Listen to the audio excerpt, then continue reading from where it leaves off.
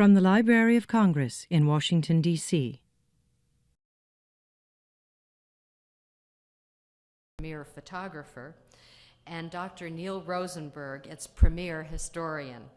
For the next 40 minutes or so, Carl and Neil are going to take us on a fascinating journey into the heart of this quintessentially American musical form.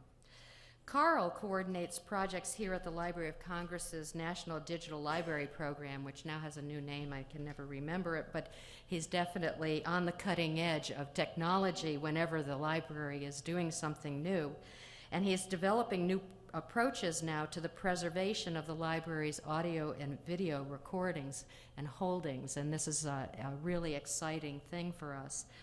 For many years, though, Carl was with the American Folklife Center as a folklife specialist, and he was always on the cutting edge. For instance, in 1985, he produced a video disc, which was really, the new technology at the time, called the 96 Ranch, a cattle ranch in northern Nevada. He's also edited a number of publications, including Blue Ridge Harvest, a region's folklife and photographs. That was in 1981. And the Grouse Creek Cultural Survey, and for the University of California Press, Documenting America from 1935 to 43. Dr. Neil Rosenberg is professor of folklore at Memorial University of Newfoundland, and I'm proud to say that two of our staff members at the American Folklife Center were students at Newfoundland and students of Neil, and are now here with us, and we're very happy to have them here on our staff. Neil is author also of Bluegrass, A History, and Transforming Tradition, Folk Music Revivals Examined, as well as numerous other books and over 65 articles in books, journals, and periodicals. He's edited and annotated some 35 recordings, and in 1998, he won a Grammy Award for Best Album Notes for his contribution to the Anthology of American Folk Music produced by Smithsonian Folkways. So it's really wonderful to be able to celebrate with Neil and Carl this collaboration and to go on a Bluegrass Odyssey with them this evening. But I wanted to start out with something very exciting, and I want to call Neil up to the podium to make a presentation, because I am really pleased as the director of the American Folklife Center to announce that Dr. Neil Rosenberg has agreed to donate his entire bluegrass research collection to the American Folklife Center's Archive of Folk Culture.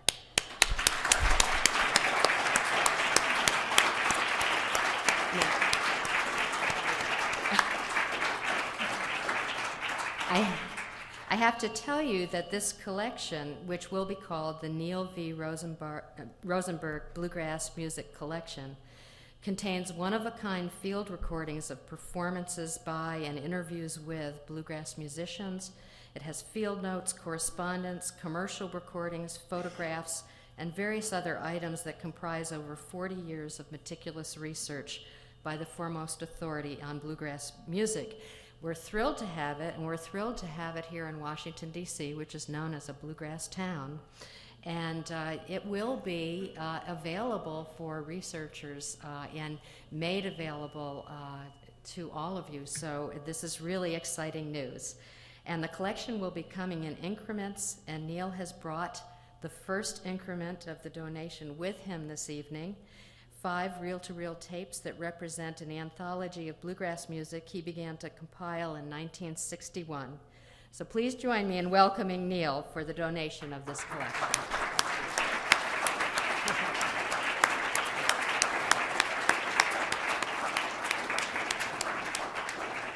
I have to say it's in a Newfoundland bag. Yeah, I know that Dominion. This is a Newfoundland Eat well, suitcase. spend less. Neil, this is really an honor, and it's collectors like you that really make the collections here at the Library of Congress what they are, and really one-of-a-kind field recordings that no one else can, has. And we are dedicated to getting these things digitized and up online eventually. Oh, so that's great. Well, thank you Thank very you. much. It's a great pleasure.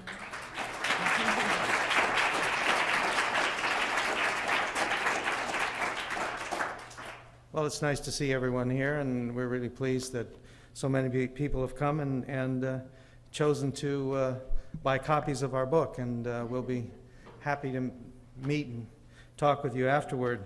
But what we're going to do right now is talk a bit about how this book came together. Carl and I began working on Bluegrass Odyssey almost 10 years ago. In September 1992, the International Bluegrass Music Museum in Owensboro, Kentucky, hosted Carl's exhibition, The Bluegrass Landscape.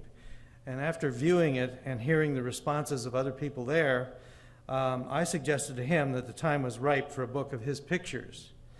I knew there were a lot of good pictures there, many more good ones he had too that had never been printed. Shots that I'd seen on his proof sheets reminded me of unissued rare vintage recordings. They evoked a cultural scene or visions of times and places now past that suggested new ways of looking at the present. And I thought that these pictures could work in more than one way, that while bluegrass fans could recognize familiar faces and settings, outsiders would find unfamiliar images attractive and intriguing. I knew a lot about Carl's pictures because we've known each other since the early 1960s. We met in Ohio, and during the next few years, when I was living in southern Indiana, where I spent many Sundays at the Brown County Jamboree here at the barn in Bean Blossom, Indiana, we visited each other and we began corresponding. In those years, bluegrass music, a country music genre that took its name from the band of Bill Monroe, a Kentucky-born Grand Ole Opry star, was less than 2 decades old and was experiencing a revival as young folk music enthusiasts were discovering it and exploring it. We were in the thick of that scene, sharing our thoughts and experiences, and we were looking at many facets of the music at the same time. We followed established stars like the Stanley Brothers and Bill Monroe, the hot newcomers like the Country Gentlemen. We were buying their records, going to their shows, taping some of those shows. That's part of what my collection is. Tuning into broadcasts, and we were also exploring bluegrass history at the same time, listening to the stories of the old-timers, compiling discographies, getting to know who was who in the business, and at the same time we were playing the music too, and frequently these strands overlapped. In 1966, as Carl was helping me negotiate a repair job by our mutual friend Ron Chasey on my old Gibson mandolin, very much like this one, he added in a letter he wrote to me a newly heard tale. He wrote me saying, "A story Ralph Stanley told me a couple of months ago might interest you, although you've also probably heard it." He said they had a feud running with Monroe. Well, more accurately, Monroe had one of his feuds on with them. Monroe was recording with Columbia, and Columbia wanted to sign the Stanleys too. Monroe said that if they were signed, he'd quit. They were, and he did. Ever since then, he's been PO'd at Columbia, and that's why he always ends his show with a recommendation to buy his records on the Decca label. According to Ralph, they and Monroe continue to receive royalties from their old 198 re-releases. Well, stories like that helped move me to study and begin writing about bluegrass history in the late 1960s. By 1969, after I'd moved to Newfoundland, Carl was writing me about the collection of photos, like this one, that he was building. Bluegrass was going through big changes. The first Bluegrass Festival, held in 1965, was a key event. In 1972, cultural geographer George Carney published an article on the growth of bluegrass music, and he included maps that very graphically tracked the yearly spread of these festivals. The dots first appear in the southeast, and then each year they move to the north, the south, across the Mississippi to the west coast, and beyond. As this festival movement took off, specialized businesses appeared, record companies, magazines, instrument makers, and bluegrass was beginning to build its own infrastructure. And in long letters, we discussed this. As Carl was in West Virginia, much closer to the center of the movement. He kept me posted with reports from the festivals and the clubs he'd visited with his cameras. I responded with discographical and other historical tidbits from my ongoing research. In 1970, a music publisher wrote me and asked if I was interested in doing a bluegrass book. At the time, I'd done some articles and liner notes, but I was busy writing a PhD dissertation. The idea of a book was a pleasant distraction from the academic tedium, as I noted when I wrote to Carl. What is running through my mind is the nebulous idea of a book, combining the appeal of one, Bill Clifton songbook, with lots of nifty song texts. Two, the notes to mountain music bluegrass style, which give the feel of bluegrass mania, talking about instruments, dress, attitude, etc. And number three, the pictures of various song folios that the bands used to sell, funky shots of the boys in bars, show barns, radio stations in front of the 56 Cadillac, and also Bill and his brother Birch with two of their famous game chickens, which was a lifelong preoccupation of Bill. I continued in my letter to Carl, this is obviously not an out-and-out scholarly thing, but on the other hand, it seems to me that one can say a hell of a lot about bluegrass in a format such as this. And as a matter of fact, writing a PhD dissertation puts one off out-and-out scholarship as a means of communicating ideas. So what I want to know is, are you interested in doing the picture angle of something like this? I would suppose that we might end up collaborating on it 50-50, with you helping me with the text, me helping you with the pictures. If you are interested, let me know, along with any and all suggestions, and we can begin preparing a proposal for M.M. Cole. That was the publisher. By now, Carl and I have been following bluegrass for some time. I'd published articles. Carl had sold some photos. People were turning to for product. But this was the first time we thought about a book. This particular project didn't go anywhere. So as Carl began to sell his pictures, like this one, for other book projects, like Jim Rooney's book on Bill Monroe and Muddy Waters, Boss Man, that this appeared in, our dialogue about representing bluegrass continued. The following year, my dissertation finished.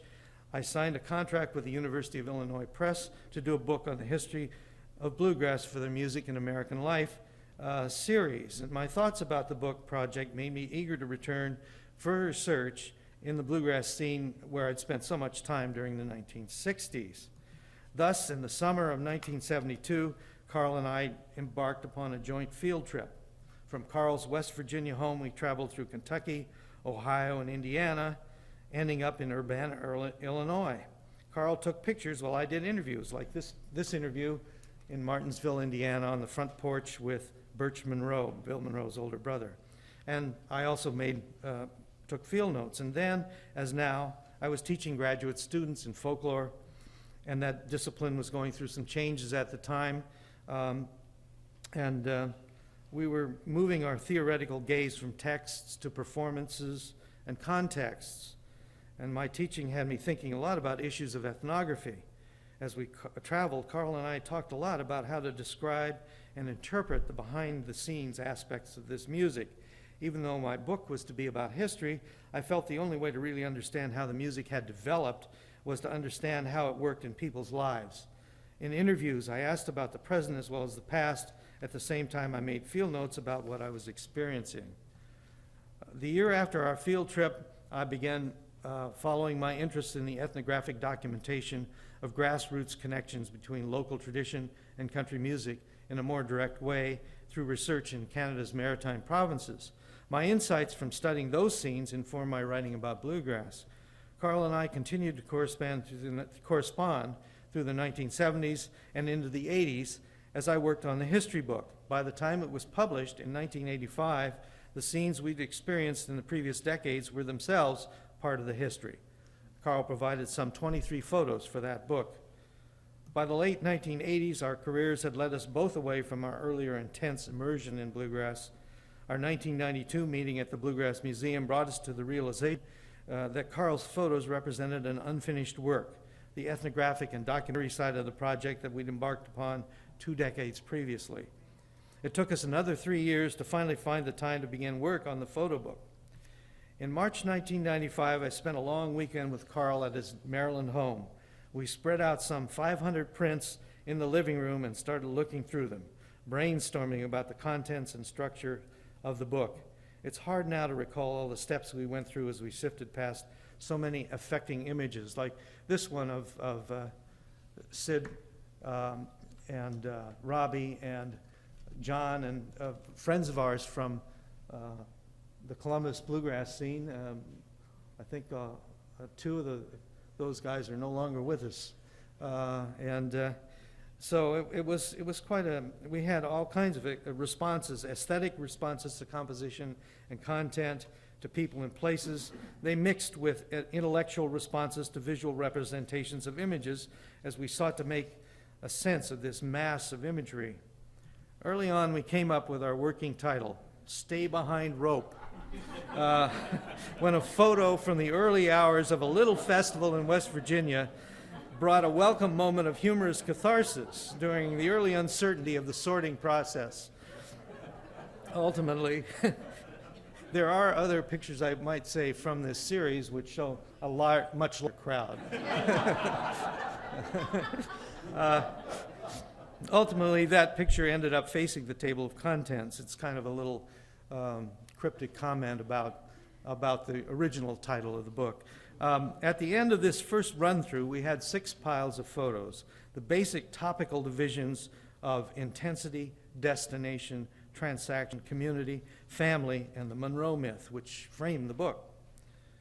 Then, as we continued to sort and winnow, I returned home and over the next 18 months arranged the chosen shots, using photocopies mostly, into a kind of narrative. I began writing what would become the brief introductory sections of the chapters and the captions.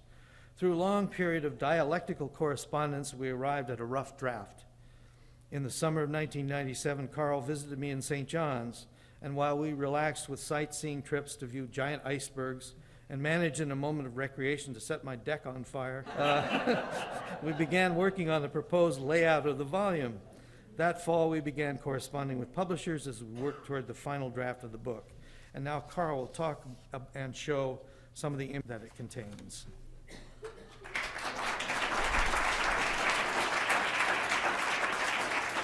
Well, thank you, Neil, and we actually are going to tag team, so you'll get Neil again for a minute. I've been a devoted fan of bluegrass since about 1960 until today. My active photography began in the late 1960s while I was getting my Master in Arts degree in the photo and film program at Ohio University. I kept at bluegrass documentation for about 20 years. In the mid-'80s, after I came here to the library, a variety of factors distracted me from attending bluegrass events. But the book includes a selection of over 200 photographs from that 20-year period, and the selection is intended as a visual narrative. Neil and I really wanted as well-rounded a story as possible. Now, what kind of story? It isn't about music as sound, of course. You can't photograph that. But it's about the people and places associated with the music, what we might call the bluegrass community, and the material culture of that community. It's not a geographical community. The pictures take you across the United States, and if I had traveled more, there would also have been pictures in Japan and Scandinavia and Eastern Europe. Tonight, I've tried to stack my examples in favor of the Washington region, and for you youngsters, you won't know about the Shamrock Bar, but it was on M Street in Georgetown back in the glory days. Within the community, you hear variations on a bluegrass origin myth, but all variants of the myth agree that the music got rolling during and just after World War II. The book includes several first-generation performers, notably Bill Monroe. The cover shot shows him tipping his hat at the end of a show on the Grand Ole Opry stage in 1975. One of the earliest spin-off bands was Lester Flatt and Earl Scruggs and the Foggy Mountain Boys. They founded their group in 1948. This shot was made of them in 1967. Ralph Stanley's brother Carter began performing bluegrass in late 1946. He's, of course, recently quite famous because of his association with the movie Brother, Where Art Thou? This is a picture I made of him and the Clinch Mountain Boys in 1973. Ralph Stanley was the other brother, and he died just about the same time I started taking pictures, so he appears in our book in what we might call a cameo, which is a picture taken of his gravestone in Southwest Virginia. Jimmy Martin is a bluegrass pioneer. This is a picture of Jimmy in 1969 promoting his latest album, Sunny Side of the Mountain. And the band members are shown Vernon Derrick, the fiddle player, and Doyle Lawson on mandolin, and they will shortly be off stage at a table selling copies of the album. The second generation, I guess, they don't fall so neatly, but anyway, the next generation is includes Washington's Own Country Gentlemen, founded in 1957. This is a 1968 photo of the band taken in Ohio with John Duffy, Eddie Adcock, Ed Ferris, and Charlie Waller. The Stoneman family, this is a photo I took in 1970. It's a little harder to pin down the generation for them. Their father, Ernest V. Stoneman, actually began recording in the 1920s before bluegrass was a recognized genre, and many of his 13 children grew up performing. But if you're a hee-haw fan, you'll recognize the banjo player Ronnie, who plays the comic housefrau Ida Lee standing at the ironing board on the hee-haw show in a different costume. The bands that play bluegrass, run the gamut from amateur to professional with some semi-pro gradations in the middle. This is Grethel Bennett and the Bluegrass Buddies performing at a high school gym in Monterey, Virginia at the Maple Festival, and I think they probably fall in the amateur end of the semi-pro spectrum.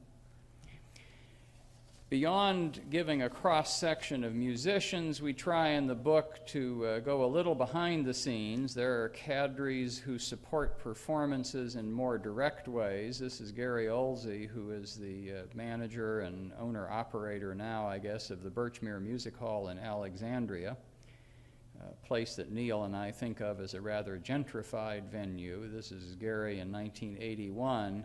He was the impresario for this event, but also operated the sound system for a Bill Monroe concert. Recording studios, of course, are part of the story. This is Barry Poss, who is a record producer and the owner-operator then of the Sugar Hill label, standing at the left, as Doyle Lawson and recording engineer Bill McElroy work out some song timings for a Quicksilver recording session at the Bias studio, which is out in or near Springfield, Virginia. In the musical instrument side, this is George Gruen in the foreground. He's a really famous dealer and an expert in antique instruments, and this was his shop in Nashville, Tennessee in 1973. Another part of this behind-the-scenes spectrum is the disc jockey. This is Gary Henderson, lovingly known as the Round Mound of Sound. Back when WAMU gave us rather more hours of bluegrass music every week than they do today. We regret that shrinkage, but anyway, it was great with Gary, especially while it lasted, quite an influential character here in Washington. Dick Spotswood, we're happy to say, is still on the station, and it's worth saying that not only was he a co-founder of the magazine Bluegrass Unlimited, but he's been a great friend of the Library of Congress. He edited a wonderful set of folk music record albums here for the U.S. Bicentennial under the Folklife Center auspices. This is a photo of him at home in Silver Spring in 1975. Bluegrass Unlimited is the leading and longest-lived magazine devoted to the music. As of 1974, this was the husband and wife editing and publishing team of Pete and Marion Kuykendall. They were then located in Annandale, Virginia, and Bluegrass Unlimited helped support the production of this book at the University of Illinois Press, and Neil and I are very grateful for that help. You've seen the picture of the Jamboree barn that sort of stood for Neil's personal roots in bluegrass back in the 60s. This gets closer to mine. It was taken in 1972, but it's back in one of those Appalachian neighborhoods in my hometown of Columbus, Ohio. The Bluegrass Tavern at the left is the venue for performances, but we couldn't resist showing that verbal wit coexists with musical creativity in this block. The barber shop at the right has the lovely name Hillbilly Clip Joint. Now, the Bluegrass Palace is I guess we're stereotyping here, but sort of the antithesis of gentrification. It gets you back to the grassroots that we always like to think about and picture when we thought about bluegrass, at least in its early years.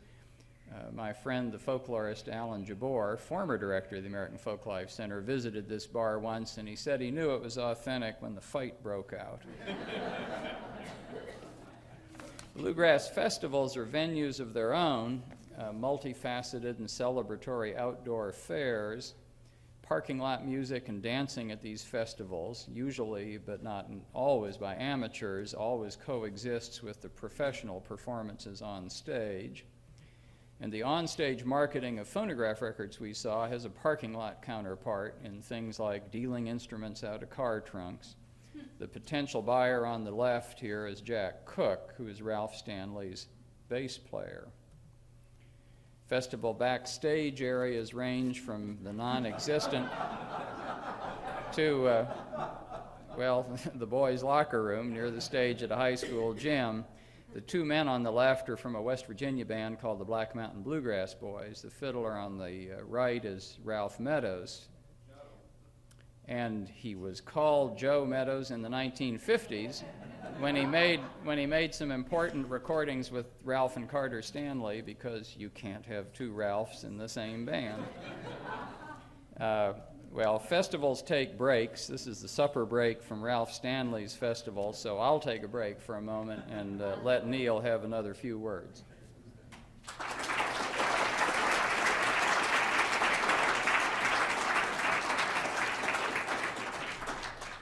Well, as I sifted through all these images that Carl had created, some new thoughts emerged from the familiar images. And I'm going to talk about these under three kind of general headings. The first I call In Danger of Success.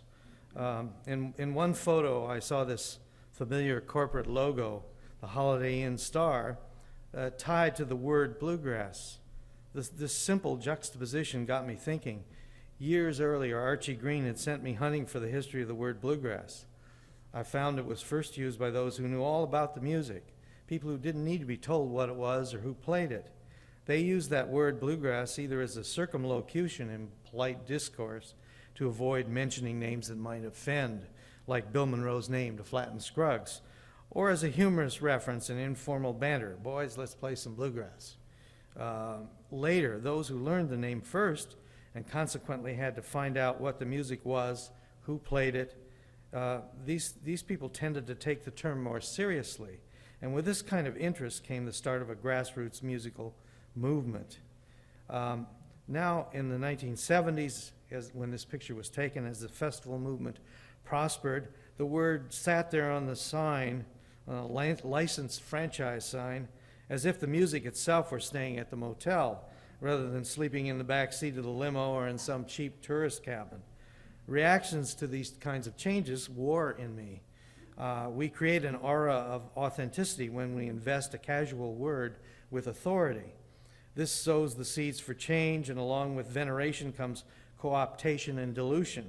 Does bluegrass, what Pete Wernick described as simple music, played with deep feeling and great virtuosity, deserve a comfortable middle-class bed in an air-conditioned room with a pool nearby?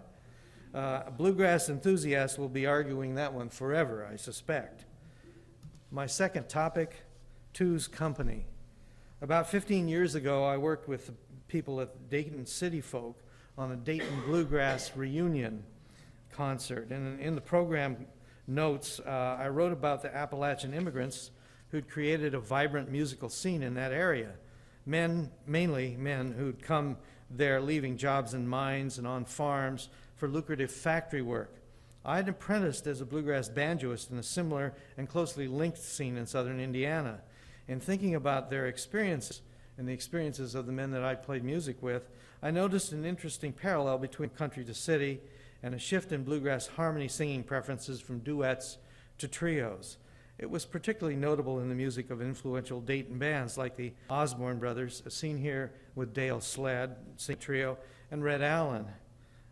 Early bluegrass singing was dominated by two-voice harmonies, often called brother duets, Like personal and family relations, they allowed for a generous amount of personal latitude, in intervals at least, if not phrasing. Trio harmony requires a more tightly organized integration if the parts are to remain separate but complementary. And I learned this too in rehearsals with a Southern Indiana band led by North Carolinian Roger Smith.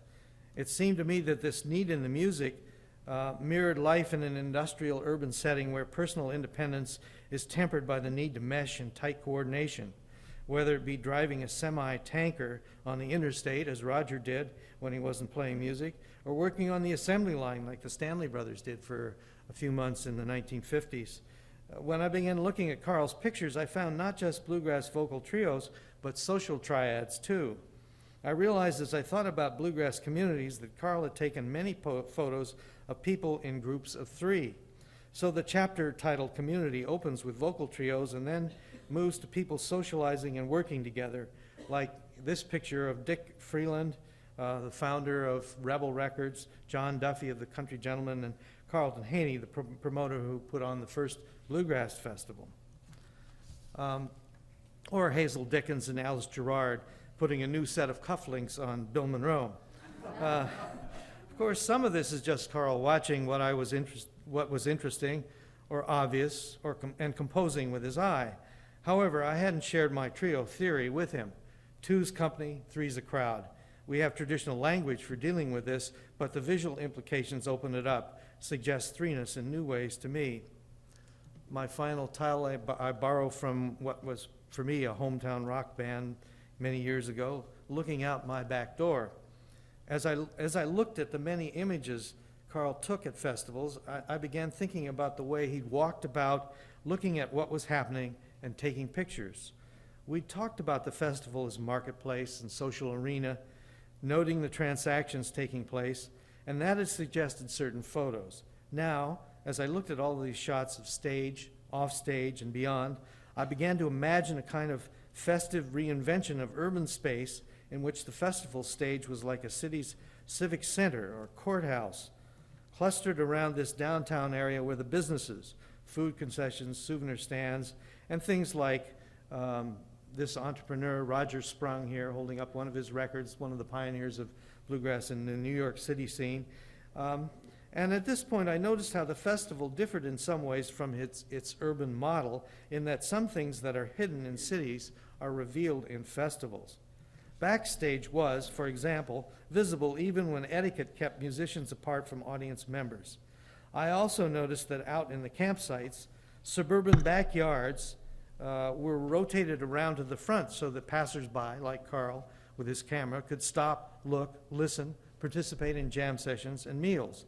Thus, by imagining the invisible photographer from the image he created, I arrived at a new sort of gestalt about the event itself. Well, finally, I'll just mention a couple of accounts of reader reaction. I know this is something that those who study books are always interested in. This is one of the most noted photos in the book. It's a picture of Lamar Greer, who was a longtime banjo player with Bill Monroe, his young son David, just starting music then, now a very famous and award-winning bluegrass guitarist, along with the late Clarence White, one of the most influential guitar players. And a fourth person whom we don't know and who didn't know his picture was being taken. Obviously, he's kind of out of it. And last fall, I was at the International Bluegrass Music Association convention, and the University of Illinois set up a booth in the trade show, and David Greer came by, and he bought a copy of the book, and he said he looked at that picture, and of course we talked about it, and he said he'd heard that the guy who was passed out in that picture has a copy of that picture framed on his wall over in his living room, and is quite proud of it. Now, I don't know if that's really true. This sounds very much like the stuff of legend, but anyway. Another much commented upon set of pictures this is 2 of 4 here, is a very young Marty Stewart telling a joke to Sonny Osborne. And again, when I was in the booth at the IBMA, an old friend of mine came by, a banjo player from Columbus, Dale Vanderpool, very fine musician, who was first introduced to me by Sonny Osborne when I was backstage at the Opry in April 1986 promoting Bluegrass A History. And Dale said, you know, I was in those pictures, or I was there when he took those pictures. I was just out of the frame over to the right. It was at Frontier Ranch, and Marty was telling Sonny a joke. He said it was a dirty joke. He said, Sonny told it to me right after, but he said, I can't remember it now. So before I forget where I am, let me hand the floor back to Carl.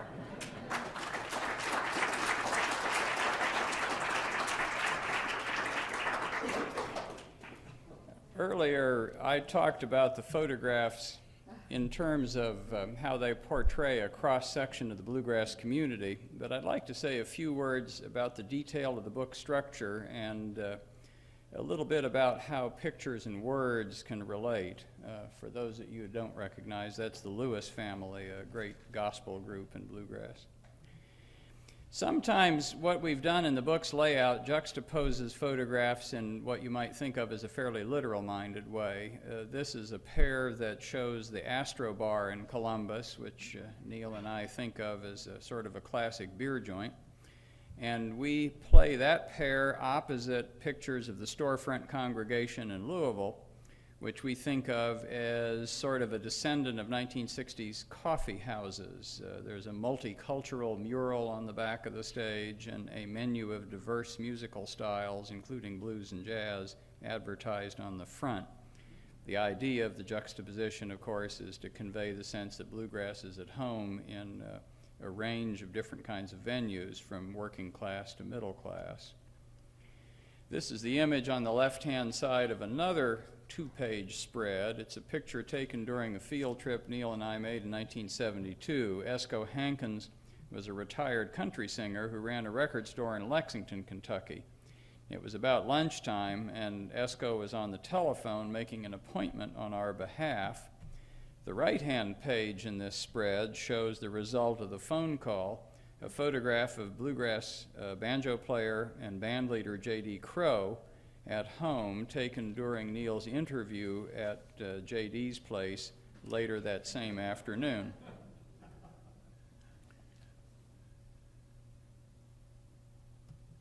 The other groupings of pictures get at other topics. We assembled a set that show people standing around, depending on the situation, either in rows or, in this case, circles. This is the Japanese band It's a Crying Time in a pre-show warm-up, as observed by the band leader Lester Flatt, who's also standing by for his set. I never asked Lester, but I did once talk to the musician Everett Lilly, who, like Lester, had first-hand memories of the World War II period, and Everett told me about his really deeply mixed emotions when he went on a performing tour in Japan in the 1960s.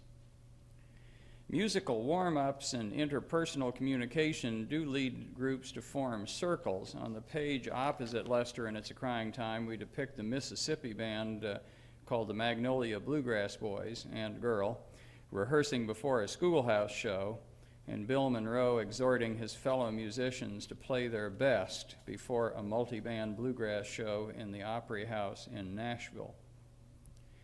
Captions are always a puzzle. How much or how little and what to say.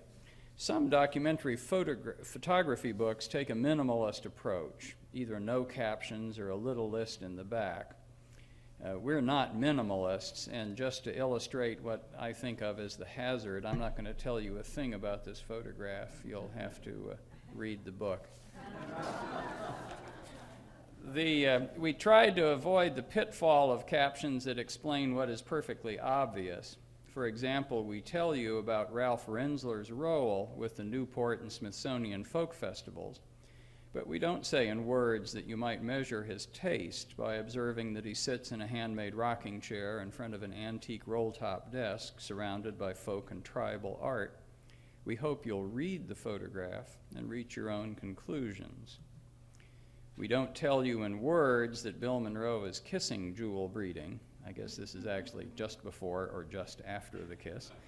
But we do report that Breeding was the inspiration for Monroe's 1972 love song, My Old Kentucky and You. If you want an in-depth look at Monroe's Casanova side, you'll have to read Richard Smith's biography, although Neil's text for this chapter includes a few paragraphs on the subject. The caption for this photograph sticks to the facts, but the chapter text interprets the scene. This is Bill Monroe and some of his kin in his hometown of Rosine, Kentucky, dedicating a new tombstone to a long-deceased musical uncle who had influenced Monroe as a youth. The stone's inscription tells us that Uncle Penn was, quote, immortalized in song by his nephew Bill Monroe, father of bluegrass music and member of the Country Music Hall of Fame, and goes on to quote Monroe's song. Neil's chapter describes the dedication ritual, and Riley concludes that Uncle Penn's grave became a symbol of Bill Monroe's fame. Well, reading photographs is one thing, reading into them is another. All of us do this, of course, but I dislike captions that do the reading in for you. We tried very hard to avoid this transgression in the book, but I can't resist on this occasion proceeding to commit the sin myself. This is one of my favorite photographs. I really like the absence of strong graphic values. It has, for me, sort of this, it's as ordinary life, which I cherish very much. The man in the hat is Jimmy Martin, accompanied by two of his children. He's backstage at the Grand Ole Opry. Jimmy performed at the Opry from time to time, but was very frustrated by the fact that he was never invited to be a regular member of the cast, in spite of having a number of excellent hit records. He's expressed his unhappiness about this on a number of occasions. So on this evening in 1975, we find him chatting with two men who represent these two forces in his life. On the left is Owen Bradley, who produced many of Martin's records for Decca, and on the right is Bud Wendell, then the director of the Opry. I always wonder if the seemingly upbeat mood of the picture conceals anguished feelings. Did the presence of the children subdue Martin's normal peevishness? Do Bud Wendell's face and crossed arms tell us something about his relationship to Martin? Well, I don't know. Anyway, stop me before I sin again, and in fact, I think I'll stop altogether where we started, with the father of bluegrass music tipping his hat. Thank you very much.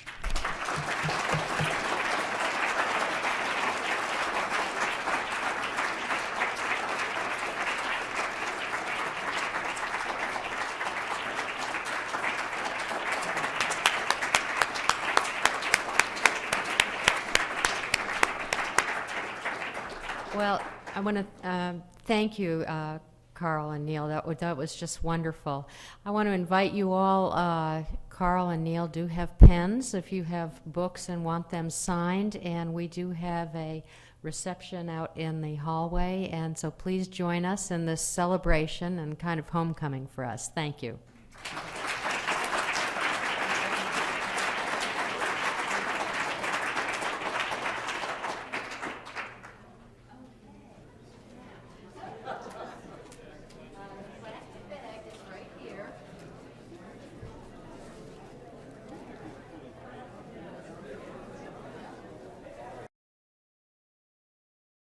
This has been a presentation of the Library of Congress.